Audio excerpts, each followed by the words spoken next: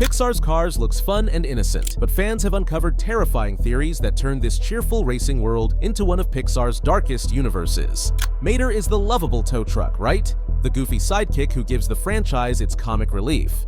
But what if his junkyard full of rusted car parts isn't just a collection of scrap?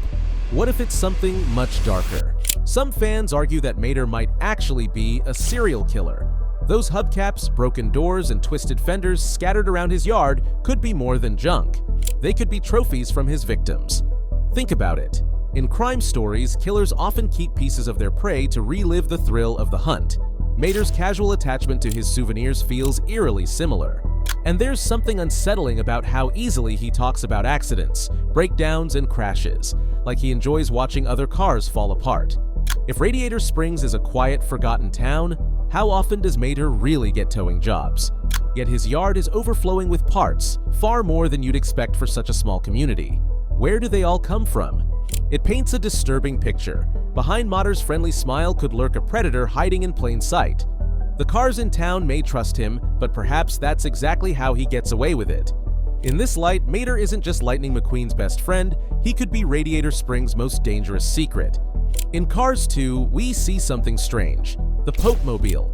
That small detail opens up a terrifying implication. There's organized religion in the world of cars. If there's a pope, that means there's Catholicism, which raises chilling questions. Was there a Jesus Chrysler? A St. Peter car? Do cars pray, confess, and repent? And the Pope-mobile itself is bizarre. A car pope riding inside another car. If the Pope-mobile must be Catholic to drive the Pope, does that mean even vehicles have religious affiliations? It's a throwaway joke, but it hints at a society with deep, almost human belief systems, and the darker idea that their world mirrors ours in unsettling ways. Sally Carrera might look like the upbeat heart of Radiator Springs, but one dark fan theory suggests she once wanted to end her own life. In the first movie, Sally reveals she abandoned her career and glamorous city life, saying she just drove and drove until she broke down. Some fans believe this was more than burnout. It was a metaphor for suicide. She left everything behind, not to find freedom, but because she didn't want to exist anymore. Radiator Springs may have been less of a fresh start and more of a last chance at survival. If true, Sally's smile hides one of the bleakest stories in the entire Cars universe. Another chilling detail comes from Cars 2, where we see militaries, spies, and high-tech weapons. But here's the unsettling question. Who are they fighting? If no humans exist, then why would cars need tanks, jets, or armies at all? The implication is disturbing. There must have been a war. Some fans believe it was the final battle between cars and humans, while others think the cars turned on each other once humanity was gone. The presence of spies and secret agents hints that conflict still lingers in the background, even if Radiator Springs itself looks peaceful. Behind the cheerful races and small-town charm, the Cars world may actually be built on the ashes of violence and destruction. One of the darkest and most famous theories is called the homunculus theory.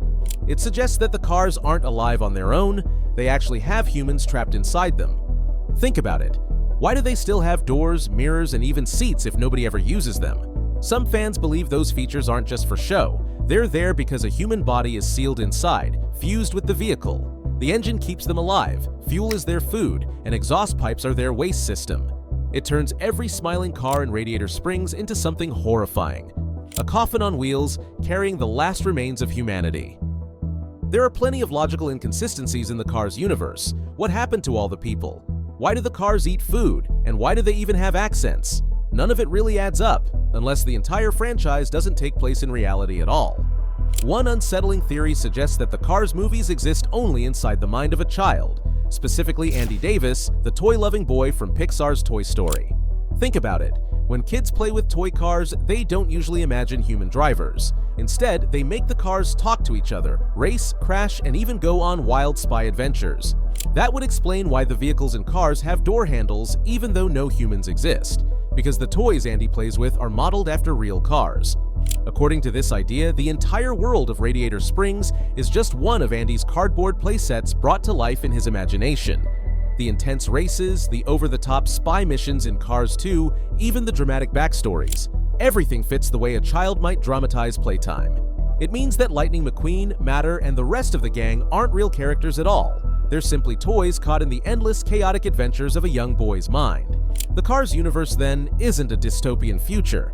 It's Andy's daydreams made into a full-blown Pixar movie. Rust-eze is played off as a funny product in the Cars movies, a cure for rust that Lightning McQueen gets stuck endorsing. But some fans see something much darker. What if Rust-eze isn't medicine at all, but a drug? Think about it. Characters act addicted to it, praising it like it's a miracle cure. Cars crowd into Rust-eze events almost like they're desperate for a fix. This theory paints Rust-eze as less of a healthcare product and more like a narcotic that keeps weaker cars alive. Just barely.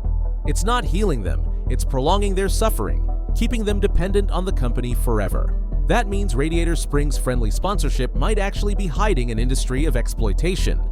Dinoco might seem like just another sponsor in the Cars universe, but fans have suggested it's something far more powerful, a shadowy corporation that secretly controls everything.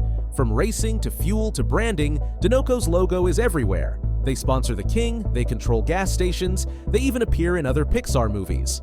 Some believe Dinoco isn't just a company, it's a monopoly, pulling the strings of the entire Cars world. If that's true, then the flashy races are just a distraction, while Dinoco rakes in endless profits and decides who wins, who loses, and which cars get left behind.